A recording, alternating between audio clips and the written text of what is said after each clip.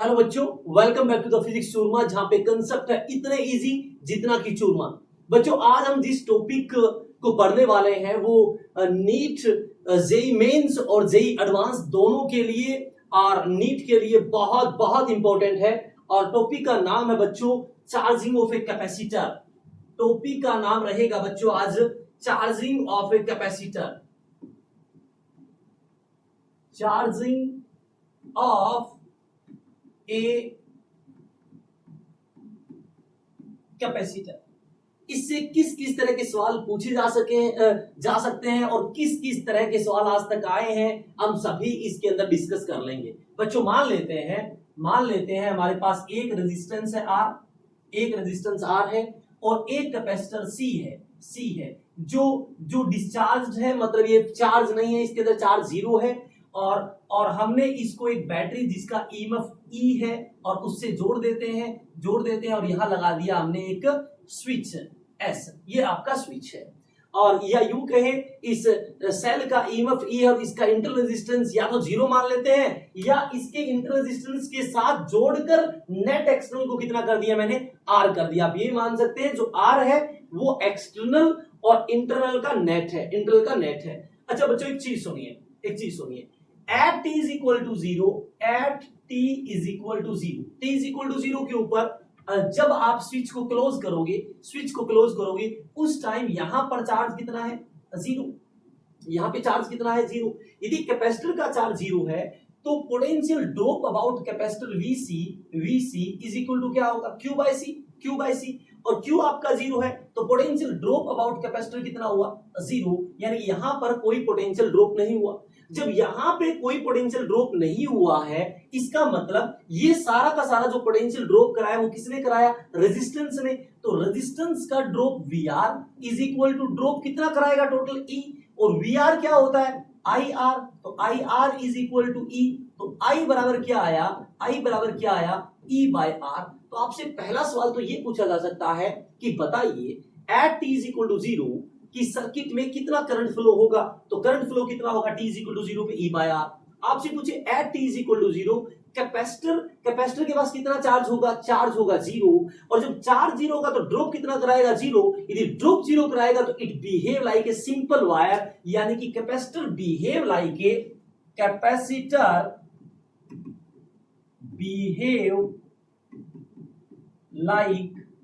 A simple wire. Capacitor behave like a simple wire. ये at t is equal to zero पे capacitor behave like a simple wire. I hope आपको ये चीज समझ आ गई होगी कि t is equal to zero पे करंट E बाय R होता है, t is equal to zero पे कैपेसिटर में चार्ज जीरो होता है और t is equal to zero पे capacitor behave like a simple wire होता है। तो जब भी t is equal to zero पे सवाल आएंगे, जहां भी कैपेसिटर लगा होगा आप उसको क्या मान लोगे, सिंपल वायर मान लोगे। आई होप आपको ये चीज समझ आ गई होगी। अगला पॉइंट, किसी भी टाइम t पर, अब हम बात करते हैं बच्चों किसी भी टाइम t पर क्या होगा, एट एनी टाइम t। तो किसी भी टाइम t पर मैंने मान लिया इसने ड्रॉप कराया VR और कैपेसिटर ने ड्रॉप कितना कराया, कैपेसिटर ने कितना ड्रॉप कराया, एट टाइम t की बात है। तो टाइम t के ऊपर अब की बार चार्ज मैंने मान लिया Q मान लिया एट टाइम t पे। और इसमें रेजिस्टेंस ने जो ड्रॉप कराया वो मैंने VR मान लिया और कैपेसिटर ड्रॉप कराया वो मैंने कितना मान लिया, VC मान लिया। तो आप कह सकते हो VR plus VC is equal to E। आप ये भी कह सकते हो, आपको कोई ये कहे कि लूप लो लिखकर दिखाइए एट एनी टाइम t, किसी भी टाइम t के ऊपर लूप लो लिखिए, तो लूप लो क्या आएगा, VR plus VC is equal to E। VR plus VC is equal to E आपका वो आ गया। VR क्या होता है बच्चों, VR होगा IR प्लस में VC क्या होगा Q by C is equal to क्या, E। तो ये आपका लूप लो बना है कितने टाइम पे, T टाइम पे। तो यहां पर एक सवाल पूछा जा सकता है कि बताइए I और Q के बीच में कैसा ग्राफ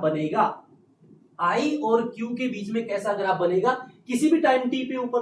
तो I और Q के बीच में एक बात तो क्लियर है कि I Y है और Q आपका X है, तो Y प्लस X तो स्ट्रेट लाइन ग्राफ बनना चाहिए। फिर भी हम इसको लिख लेते हैं, तो I बराबर क्या आएगा, E by R minus Q by RC minus Q by are C, ये बन गई इक्वेशन। तो आई तो आपका वाई है और क्यू किस पे है, एक्स एक्सिस पे है। तो हमें पता है वाई इज इक्वल टू होता है plus minus c plus minus c plus minus c और प्लस में एम एक्स। यानी कि अब आपका जो स्लोप आया है वो स्लोप तो आपका नेगेटिव है और वाई इंटरसेप्ट क्या है, पॉजिटिव है। तो वाई इंटरसेप्ट तो पॉजिटिव आएगा, स्लोप आपका नेगेटिव आएगा। तो वाई इंटरसेप्ट आपसे पूछे तो ये तो कितना होगा ई बाय आर, यानी कि जब टाइम जीरो होता है तो करंट कितना ई बाय आर। और ये आपका क्या है बच्चों, स्लोप है। तो यहाँ पे स्लोप की वैल्यू कितनी आई बच्चों, tan theta is equal to आपका स्लोप कितना आया, minus 1 by RC, 1 by RC. और इस आरसी को बोलते हैं टाइम कांस्टेंट, इस आरसी को क्या बोलते हैं, टाइम कांस्टेंट। तो माइनस 1 बाय टाइम कांस्टेंट क्या आ गया बच्चों, आपका स्लोप आ गया किस ग्राफ का, आईक्यू ग्राफ का। कब, at t is equal to zero, at t is equal to zero, at t is equal to zero. I और क्यू के बीच में आपसे ग्राफ पूछे तो स्ट्रेट लाइन बनेगा, y intercept e by r होगा क्योंकि t इज इक्वल टू 0 पे इसमें करंट कितना फ्लो हुआ था, e बाय r, जो हमने स्टार्टिंग में पढ़ लिया था। और जो स्लोप बनेगा वो नेगेटिव बनेगा और नेगेटिव 1 बाय rc क्या आपका टाइम कांस्टेंट है। आई होप आपको यहां तक चीज समझ आ गई होगी। अब आपसे सवाल पूछा जा सकता है कि बताइए VR और VC का ग्राफ क्या होगा। VR का मतलब पोटेंशियल ड्रॉप अबाउट रेजिस्टेंस और VC का मतलब पोटेंशियल ड्रॉप अबाउट कैपेसिटर। तो ये भी आपसे सवाल पूछा जा सकता है। तो VR आपका y है is equal to E minus VC आपका x है, VC आपका x है।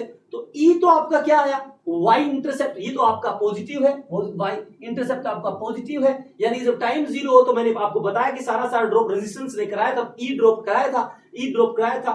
और ये आपका क्या बना, माइनस का x, तो माइनस x के साथ जो मल्टीप्लाई है वो -1 है, यानी कि स्लोप आपका क्या आएगा, -1, यानी कि स्लोप आपका क्या आएगा, -1 का मतलब है ये आपका 135, ये आपका कितना 45 डिग्री। तो ये आपका VR और VC ग्राफ बन गया एट एनी टाइम t, और ये आपका IQ ग्राफ बन गया at time t। I hope आपको ये चीज समझ आ गई होगी।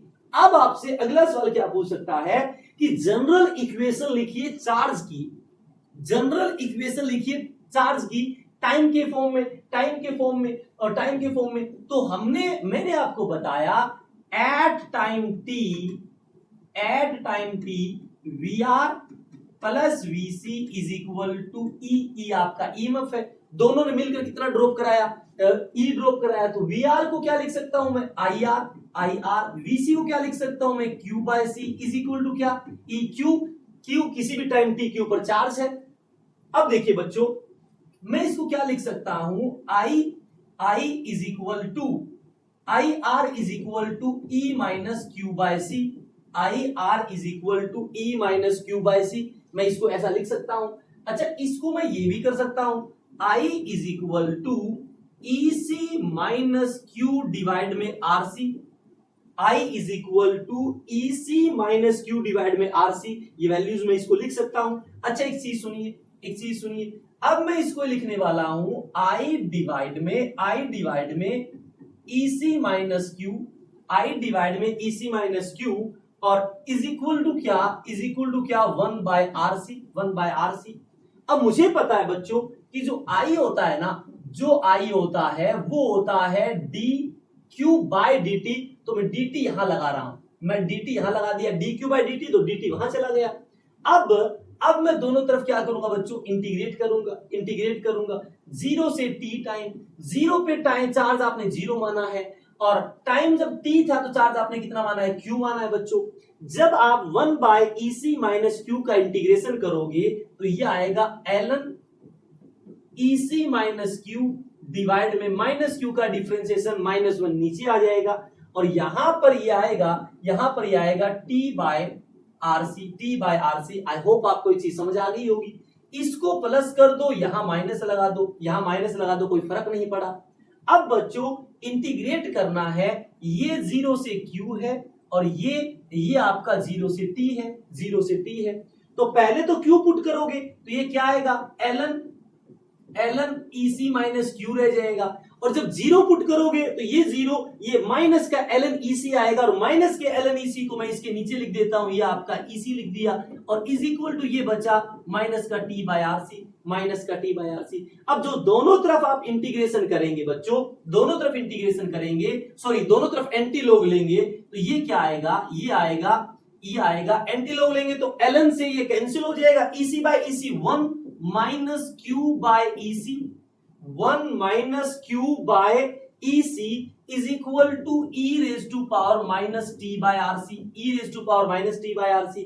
जब इसको आगे फर्दर लिखेंगे तो ये आया Q is equal to EC into 1 minus e raise to power minus t bye RC, minus t bye RC। This is the general equation of charge in form of time. This is the general equation of charge in form of time.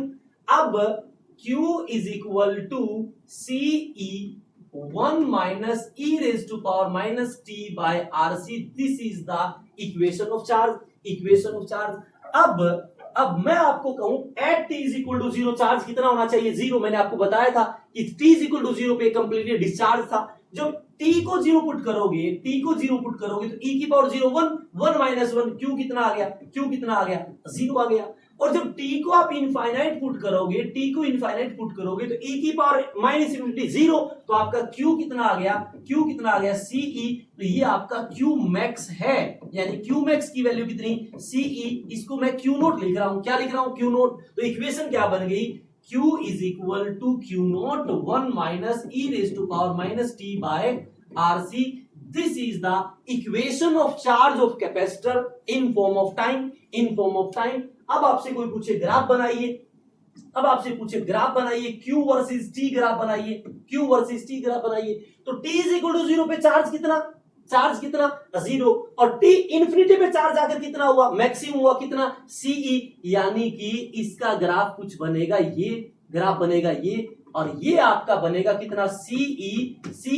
ये कहां बना है CE, कहां पे, infinity पे जाके क्या बनेगा, CE। इंफिनिटी पे जाके क्या बनेगा बच्चों, CE। तो ये आपका QT ग्राफ हो गया, चार्ज वर्सेस टाइम ग्राफ हो गया। आपको कोई पूछे I बनाइए, I की इक्वेशन लिखिए टाइम के फॉर्म में, तो बच्चों I बराबर क्या होता है, I बराबर होता है dq बाय dt, यानी Q का आपको क्या करना पड़ेगा, डिफरेंशिएशन, Q का डिफरेंस। तो CE तो कांस्टेंट है, इसको तो बाहर ले लें, CE तो कांस्टेंट, इसको बाहर ले लें। 1 का डिफरेंशिएशन कितना, 0 minus e raise to power minus t bye RC का differentiation, e raise to power minus t bye RC, और माइनस t बाय RC का डिफरेंशिएशन कितना आएगा बच्चों, माइनस 1 बाय RC। अब माइनस माइनस तो प्लस का हो गया, C से C कैंसिल हो गया, तो I बराबर बच्चों आ गया E by R, e raise to power minus t bye RC। This is the equation of current in form of time. अब आपसे पूछा जा सकता है कि भैया IT ग्राफ बनाकर दिखाइए, तो जो मैं T को 0 पुट करूंगा तो आपका इनिशियल करंट कितना आएगा, E बाय R। तो ये तो हम कर चुके हैं, स्टार्टिंग में करंट E बाय R था, और जब T इंफिनिटी होगा तो E की पावर माइनस इन्फिनिटी 0, तब जाके करंट क्या होगा, 0। तो इंफिनिटी पे जाके करंट क्या हो जाएगा, 0। ये आपका IT ग्राफ है। आई होप आपको चीज समझ आ गई होगी। अब जितने भी JEE mains, JEE advance, NEET वगैरह के सवाल आपको दिखेंगे, उसमें टाइम वगैरह गिवन होगा, आपसे चार्ज वगैरह पूछा जाएगा। जैसे आपसे सवाल पूछा जा सकता है कि बताइए कितने टाइम के बाद आपका कैपेसिटर हाफ चार्ज हो जाएगा,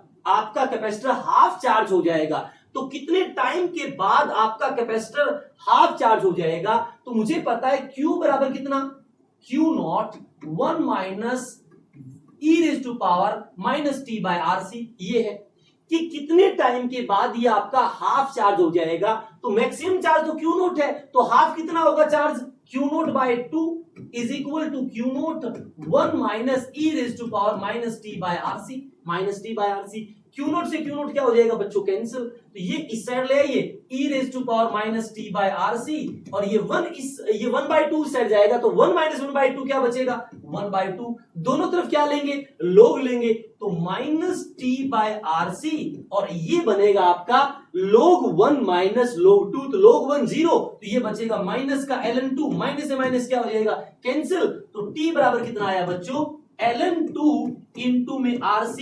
ये वो टाइम पीरियड है जिसके बाद कैपेसिटर आपका हाफ चार्ज हो जाएगा। ये वो टाइम पीरियड है जिसके बाद आपका कैपेसिटर बच्चों कितना हो जाएगा, हाफ चार्ज हो जाएगा। आई होप आपको ये चीज समझ आ गई होगी। LN2 into RC, LN2 into RC. अच्छा एक चीज नोट करिए, जो टाइम पीरियड आया है वो इस बात पे डिपेंड नहीं करता कि सेल का ईएमएफ कितना है। देखो LN2 इंटू आरसी, यानी कि सेल का ईएमएफ चाहे कम हो चाहे ज्यादा हो, कैपेसिटर को आधा चार्ज होने में समय हर सेल के लिए क्या लगेगा बच्चों, बराबर लगेगा। चाहे सेल की कैपेसिटी कम हो चाहे सेल का ईएमएफ ज्यादा हो, किसी कैपेसिटर को आधा चार्ज होने में जो समय लगेगा बच्चों वो हर सेल के लिए क्या लगने वाला है, बराबर लगने वाला है। ये बड़ी इंटरेस्टिंग बात है। आई होप आपको ये चीज समझ आ गई होगी। अगला सवाल आपसे पूछा जा सकता है कि बताइए कितने टाइम के बाद ये कैपेसिटर फुली चार्ज हो जाएगा, कितने टाइम के बाद ये कैपेसिटर फुली चार्ज हो जाएगा।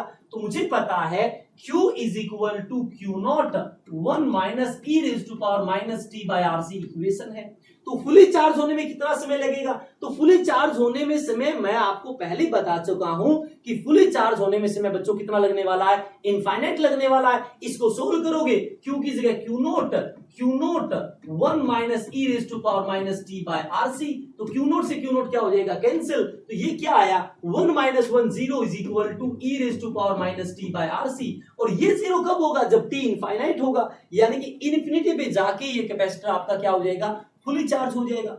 बट बच्चों देखिए जितने भी सवाल होते हैं ना उसमें क्या होगा देखिए रेजिस्टेंस होता है 100 ओम 1000 ओम यानी कि किलो ओम की फॉर्म में, और जो कैपेसिटर होते हैं ना कैपेसिटर वो सी होता है नैनोफेराड पिकोफेराड इस तरह का होता है। तो इस तरह से जो टाइम कांस्टेंट आता है ना टाउ, जो टाइम कांस्टेंट टाउ वो आरसी की वैल्यू लगभग 10 की पावर माइनस 6 10 की पावर माइनस 7 ये रहती है। टाइम कांस्टेंट की वैल्यू 10 की पावर माइनस 6 10 की पावर माइनस 7 इस तरह से रहती है। ये किसकी वैल्यू आई, टाइम कांस्टेंट की। अब हमें पता है कि जब बैटरी से कैपेसिटर जुड़ा होता है ना तो कैपेसिटर बहुत जल्दी क्या हो जाता है, फुली चार्ज हो जाता है। और जब कैपेसिटर चार्ज हो जाता है ना तो it behave like open wire. जब कैपेसिटर चार्ज हो जाता है तो it behave like open wire. अब यानी कि इसके अंदर करंट जाना क्या हो जाएगा, बंद हो जाएगा। इसलिए तो बोलते हैं कि डीसी ब्लॉकर का काम करता है। तो प्रैक्टिकली कैपेसिटर बहुत जल्दी चार्ज होता है। ये थ्योरेटिकली कैपेसिटर फुली चार्ज कितने टाइम में होता है, इनफाइनाइट टाइम में, बट प्रैक्टिकली ये कैपेसिटर बहुत जल्दी चार्ज हो जाता है। सर ये कैसे, बहुत जल्दी चार्ज कैसे हो जाएगा। अच्छा एक बात बताइए, मैं आपको कहूं कि कैपेसिटर चार्ज हो गया 99.999% चार्ज हो गया, 99.999 ये क्या हो गया, चार्ज हो गया। तो कितना परसेंट चार्ज हो गया, ये कितना परसेंट चार्ज हो गया, ये 99.999 आपने लिखा है, ये कितना चार्ज हो गया भाई, कितना चार्ज हो गया, ये आपका 100% चार्ज हो गया। अच्छा मैं आपको कहूं कि एक बात पूछूं मैं कि x% चार्ज होने में कितना समय लगेगा, x%, यानी कि x% चार्ज होने में कितना समय लगेगा, तो मैं क्या लिखूंगा, x% x बटा 100 किसका, फुली चार्ज का। तो यहां पे कितना, Q0 is equal to Q0 1 minus e raise to power minus t by RC, यही होता है फॉर्मूला। Q0 से Q0 क्या हो जाएगा, कैंसिल हो जाएगा, Q0 से Q0 क्या हो जाएगा, कैंसिल। तो e raise to power minus t by RC ये 1, ये x बाय 100 इस साइड आएगा, x बाय 100 इसको लिखूंगा e raise to power minus t by RC is equal to, इसको लिख दूंगा 100 माइनस एक्स डिवाइड में क्या 100 माइनस एक्स डिवाइड में क्या 100, दोनों तरफ एंटी लॉग लूंगा तो ये माइनस टी बाय आरसी, और ये अलन 100 माइनस एक्स डिवाइड में 100, ये माइनस का है तो इस साइड आकर सोल्व करूंगा तो ये t बराबर आया आरसी एलन 100 डिवाइड में 100 माइनस एक्स। ये x% चार्ज होने में कितना समय लगेगा वो आंसर है। x% का मतलब 10% चार्ज होने में कितना समय लगेगा, x की वैल्यू 10 पुट कर दो। 20% चार्ज होने में कितना समय लगेगा, x की जगह 20 पुट कर दो। 30% चार्ज होने में कितना समय लगेगा, x की जगह क्या पुट कर दो, 30। अब मैंने कहा इतना परसेंटेज चार्ज होने में कितना समय लगेगा, तो t टी। आरसी मैंने आपको बताया था लगभग कितना आएगा 10 की पावर माइनस 6। सर ऐसा क्यों? क्योंकि आर होता है किलो में और कैपेसिटर होता है नैनो पिको, इस तरह का 10 की पावर माइनस 6 मैंने एवरेज मान लिया और एलन ऊपर 100 और नीचे 100 माइनस 99.999999 है, तो मैंने लगभग माना 10 की पावर माइनस 6 एलन, ये 100 है और नीचे 100 माइनस 99.999999 करोगे तो ये लगभग मैंने मान लिया 10 की पावर 12, तो 12 आगे आएगा। तो 12 गुना 10 की पावर माइनस 6 और एलन 10 लगभग 2.5 मान लू, 2.3 है 2.5 मान लू, तो 2.5 मानूंगा तो 2.5 12 करूंगा तो ये आया 30 गुना 10 की पावर माइनस 6 सेकंड, यानी कि 30 माइक्रो सेकंड में कैपेसिटर फुली चार्ज हो जाता है प्रैक्टिकली। इसलिए तो बोला जाता है कैपेसिटर डीसी को ब्लॉक करता है क्योंकि वो जल्दी से चार्ज हो जाएगा, और यदि जल्दी से चार्ज हो जाएगा तो वो ओपन सर्किट की तरह बिहेव करता है, और यदि ओपन सर्किट की तरह बिहेव करता है तो उसमें करंट जाना क्या हो जाएगा, बंद हो जाएगा। इसलिए बोल दिया जाता है it block the DC. I hope आपको ये चीज समझ आ गई होगी। और क्या सवाल पूछा जा सकता है? मैं आपको कहूं कि बताइए कि रेजिस्टेंस जो पोटेंशियल ड्रॉप कराता है वो 3 गुना पोटेंशियल ड्रॉप अबाउट कैपेसिटर है। रेजिस्टेंस जो पोटेंशियल ड्रॉप कराता है वो 3 गुना पोटेंशियल ड्रॉप अबाउट कैपेसिटर है। बताइए इतना ये होने में कितना समय लगेगा, कि कितने टाइम के बाद potential drop about resistance is 3 times of potential drop about capacitor. यदि आपसे ये सवाल पूछे कितना समय लगेगा, तो बच्चों हमें पता है VR प्लस VC बराबर क्या है, E है। VR कितना 3VC plus VC is equal to E है, तो ये VC बराबर कितना आया E/4, और VC क्या है Q/C E/4। Potential drop out capacitor का फॉर्मूला तो Q/C है, तो Q की वैल्यू कितनी आई, Q की वैल्यू आई CE/4, यानी कि इतना चार्ज होने में कितना समय लगेगा, सवाल तो यही पूछा है। तो बच्चों आपको पता है Q is equal to CE 1 minus e⁻t/RC, ये है। Q की जगह पुट कर दो क्या, CE/4, ये CE 1 माइनस e⁻t/RC, C से C क्या हो जाएगा कैंसिल, ये बचा 1/4, तो ये आएगा e⁻t/RC, और ये 1/4 इस साइड जाएगा तो 1 माइनस 1/4 कितना बचेगा 3/4। इसको सोल्व करोगे तो बच्चों T बराबर आया RC ln 4/3। आई होप आपको ये चीज समझ आ गई होगी, क्योंकि जब एंटी लॉग लोगे तो ये माइनस का बनेगा और ये बचेगा ln 3/4, जब माइनस का है तो इसको मैं कर दूंगा ln 4/3, तो T बराबर आया RC इंटू ln 4/3। RC आपका टाइम कांस्टेंट है। आई होप आपको ये चीज समझ आ गई होगी कि इतने टाइम के बाद potential drop about resistance 3 times होगा पोटेंशियल ड्रॉप अबाउट कैपेसिटर। अब आपसे अगला सवाल क्या पूछा जा सकता है कि बताइए कितने टाइम के बाद energy stored bye capacitor is half of the maximum energy stored. आपसे पूछ रहा है कितने टाइम के बाद energy stored bye capacitor is half of the maximum energy stored in that capacitor. तो बच्चों आपको पता है एनर्जी स्टोर्ड बाय कैपेसिटर का फॉर्मूला होगा Q²/2C, और ये क्या बोल रहा है हाफ ऑफ मैक्सिमम एनर्जी, तो मैक्सिमम एनर्जी Q0²/2C, क्योंकि मैक्सिमम चार्ज तो Q0 है जिसको आप CE बोल रहे हो, तो इसको लिखेंगे 2C से 2C क्या हो जाएगा कैंसिल, तो Q बराबर कितना आया बच्चों Q0/√2, यानी कि Q0/√2 मैक्सिमम चार्ज का 1/√2 टाइम्स चार्ज होने में कितना समय लगेगा, सवाल तो यही पूछा है। तो हमें क्या है Q बराबर क्या दे रखा है Q0 e⁻t/RC, ये इक्वेशन होती है, जनरल इक्वेशन होती है चार्ज की, तो Q की जगह पुट कर दीजिए क्या Q0/√2, यहां पर Q0 1 माइनस e⁻t/RC, इसको सोल्व कर लेंगे, Q0 से Q0 क्या हो जाएगा कैंसिल। अब बच्चों e⁻t/RC लिखेंगे तो ये आएगा 1 माइनस 1/√2, मतलब √2 माइनस 1/√2। अब दोनों तरफ एंटी लोग लेंगे तो माइनस t/RC ln √2 माइनस 1/√2, ये बन गया, ये बन गया। हमें तो टाइम चाहिए, तो टी बराबर क्या आएगा, माइनस उस साइड जाएगा, तो आरसी इंटू एलन, ये ऊपर चला जाएगा, √2 डिवाइड में √2 - 1। इतने टाइम के बाद बच्चों कैपेसिटर की जो एनर्जी है वो मैक्सिमम एनर्जी की हाफ स्टोर होगी, मैक्सिमम एनर्जी की हाफ स्टोर होगी। आई होप इतनी चीज आपको समझ आ गई होगी, आई होप आपको इतनी बात समझ आ गई होगी। और किस तरह का सवाल पूछा जा सकता है, और किस तरह का सवाल आपसे पूछा जा सकता है, ये देखिए, और किस तरह से आपसे सवाल पूछा जा सकता है, और आपसे सवाल पूछा जा सकता है कि find time in which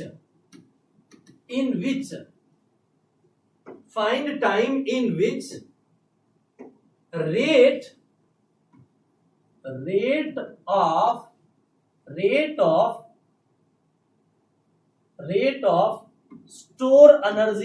of store energy is maximum. Find time after which rate of store energy is maximum. तो पहले तो रेट ऑफ स्टोर एनर्जी मैं करूंगा, तो इसका मतलब वो बात कर रहा है, रेट की बात कर रहा है, du by dt, ये मैक्सिमम होनी चाहिए। तो du by dt क्या है, du by dt क्या होगा, d by dt, और ये होता है q² by 2c। तो जब मैं इसका डिफरेंशिएशन करूंगा तो 1/2c तो कांस्टेंट है, q² का 2q, और q का करूंगा तो dq by dt, और 2 से 2 क्या हो जाएगा, कैंसिल। तो du by dt is equal to आया q by c इंटू में dq by dt कितना बच्चों, i, dq by dt बच्चों कितना आया, i, इतना। इसका मतलब ये है, इसका मतलब ये है। अब सुनो मेरी बात, du by dt, अब मुझे पता है d by dt, और u कितना था, q² by 2c, तो 1/2c कांस्टेंट, q² को क्या लिख दिया मैंने, q² को लिख दिया 2q, और q का डिफरेंस कितना, dq by dt, तो ये क्या हो गया, i, तो du by dt is equal to q by c into i, q by c into i। अब क्या है, इसको जीरो नहीं करना, इसको जीरो नहीं करना, ये मैक्सिमम कब होगा, जब इसका differentiation d by dt of किसका, qi by c, d by dt q into i by c, इसका डिफरेंशिएशन क्या हो, भाई, जीरो। अरे भाई ये मैक्सिमम करना है, तो इसको जीरो थोड़ी, कोई चीज मैक्सिमम कब होता है, जिसको मैक्सिमम करना है उसका स्लोप जीरो, उसका डिफरेंस जीरो। तो किसको मैक्सिमम करना है, रेट ऑफ स्टोर एनर्जी, तो रेट ऑफ स्टोर एनर्जी तो du by dt है, तो पहले तो du by dt निकाला। अब इसको मैक्सिमम करना है तो इसका डिफरेंशिएशन क्या करेंगे, जीरो। तो यानी कि ये क्या होना चाहिए मेरे पास, इसका डिफरेंशिएशन क्या होना चाहिए, जीरो। क्यू क्या होता है, क्यू होता है, क्यू नोट तो कांस्टेंट है, 1 minus e raise to power minus t by RC, और आई क्या है, e बाय आर तो कांस्टेंट है, तो e raise to power minus t by RC, ये क्या होना चाहिए, मैक्सिमम होना चाहिए। ये क्या होना चाहिए, मैक्सिमम। यही तो बात है, उसका डिफरेंशिएशन जीरो तभी होगा जब ये मैक्सिमम होगा, तो ये मैक्सिमम होना चाहिए। मैं इसको क्या बोल दूं बच्चों, e raise to power minus t by RC को x बोल दूं, तो 1 माइनस एक्स इंटू एक्स क्या होना चाहिए, अरे 1 माइनस एक्स इंटू एक्स क्या होना चाहिए, ये मैक्सिमम कब होगा, जब इसका डिफरेंशिएशन क्या होगा, जीरो। तो इसका डिफरेंशिएशन जीरो क्या होगा, x माइनस एक्स स्क्वायर का डिफरेंशिएट करूंगा तो 1 माइनस 2x बराबर जीरो करूंगा, तो x की वैल्यू कितनी आई, 1/2। यानी कि जब x की वैल्यू 1/2 होगी तब इसका रेट ऑफ स्टोर एनर्जी क्या होगी, मैक्सिमम। और x क्या है, e raise to power minus t by RC, तो e raise to power minus t by RC is equal to कितना आ गया, 1/2। अब मैं दोनों तरफ एंटी लॉग लूंगा तो minus t by RC is equal to ln1 minus ln2, तो ln1 तो जीरो, माइनस माइनस कैंसिल, तो t बराबर कितना आया, rc ln2। t बराबर कितना आया बच्चों, rc ln2, यानी कि rc ln2 टाइम के बाद, rc ln2 टाइम के ऊपर उसका रेट ऑफ स्टोर एनर्जी है, वो क्या हो जाएगी, मैक्सिमम हो जाएगी। कितने टाइम के बाद, RC इंटू ln2। आई होप आपको चीज समझ आ गई होगी। अगला सवाल क्या पूछ सकता है कि जो पावर लॉस होगी, पावर डिसिपेटेड होगी रेजिस्टेंस में, उसका टाइम की फॉर्म में इक्वेशन लिखिए। तो बच्चों P बराबर हमें पता है क्या होता है, आई स्क्वायर आर। तो P I e by R E raise to power minus t by are C का स्क्वायर इंटू आर। तो ये हो जाएगा e square by R square into R E raise to power minus 2t by are C. एक R से एक are cancel कर दो, तो P बराबर कितना आया, e square by R E raise to power minus 2t by are C. This is the power dissipated about resistance in form of time। ये टाइम की फॉर्म में पावर का फॉर्मूला आ गया। अब आपसे पूछे हीट कितनी एनर्जी डिसिपेट होगी, हीट एनर्जी कितनी लॉस होगी, तो हमें पता है बच्चों H बराबर होगा इंटीग्रेशन P dt। अब H is equal to integration P कितना E square by R E raise to power minus 2t by are C into dt। ये आपका हीट निकालने का फॉर्मूला आ गया। अब कितने भी टाइम में पूछे, 0 से ये कर देंगे, आपका आंसर आ जाएगा। आपसे पूछे कि बताइए मैक्सिमम कितनी हीट एनर्जी डिसिपेट होगी, मैक्सिमम एक रेजिस्टेंस मैक्सिमम कितनी एनर्जी डिसिपेट करेगा। तो मैक्सिमम का मतलब होता है 0 से इंफिनिटी। तो H बराबर क्या आया, 0 से infinity E square by R E raise to power minus 2t by are C into dt। तो ई स्क्वायर बाय आर तो कांस्टेंट है, इसको बाहर ले लेंगे, अंदर क्या बचा, E raise to power minus 2t by are C का इंटीग्रेशन, तो minus 2t by R C हुआ, और इसका डिफरेंशिएशन नीचे आएगा, माइनस का 2t बाय आर सी, इसका डिफरेंशिएशन नीचे आया, तो आर से आर क्या हो जाएगा, कैंसिल, और लिमिट पुट करनी है 0 से इंफिनिटी। तो आर से आर कैंसिल हो गया, तो इसको मैं लिख सकता हूं माइनस का ई स्क्वायर सी माइनस का ई स्क्वायर सी टी नहीं आएगा, टी का तो 1 हो जाएगा, माइनस का ई स्क्वायर सी चला गया और नीचे आया 2। अब लिमिट पुट करेंगे, e की पावर इंफिनिटी तो 0 होगा, और e की पावर 0 क्या होगा, माइनस का 1 होगा, माइनस माइनस प्लस, तो आंसर कितना आया, ई स्क्वायर सी बाय 2। यानी कि एक रेजिस्टेंस मैक्सिमम इतनी हीट एनर्जी लॉस करेगा, ई स्क्वायर सी बाय 2। बड़ी इंटरेस्टिंग बात है कि heat loss by resistance does not depend upon value of resistance. देखो रेजिस्टेंस के ऊपर ये बात डिपेंड नहीं करता कि एक रेजिस्टेंस चाहे कम हो उसकी वैल्यू, चाहे उसकी वैल्यू बहुत ज्यादा हो, उसकी जो पूरे जीवन काल में जो टोटल हीट एनर्जी लॉस करेगा वो इस बात पे डिपेंड ही नहीं करता कि रेजिस्टेंस की वैल्यू क्या है। यानी कि हर रेजिस्टेंस की जो एनर्जी लॉस होता है टोटल, वो सब की बराबर होती है कितनी, E square C by 2। I hope आपको ये चीज समझ आ गई होगी। अच्छा, Q बराबर कितना बच्चों, Q note 1 minus e raise to power minus t by are c. मैं आपको कहूं कि T is equal to r c है, T is equal to r c, तो बताइए कैपेसिटर कितना परसेंट चार्ज होगा, जल्दी से कमेंट करके बताइए। बच्चों यदि आपने इतना सीख लिया चार्जिंग ऑफ कैपेसिटर के बारे में, तो इससे बाहर कुछ नहीं होता। नीट, जेई एडवांस, कितने भी सवाल आपको कहीं भी मिले आप आसानी से सोल्व कर सकते हैं। यदि आपको ये लेक्चर अच्छा लगा तो फिजिक्स सुरमा को लाइक एंड सब्सक्राइब जरूर करें।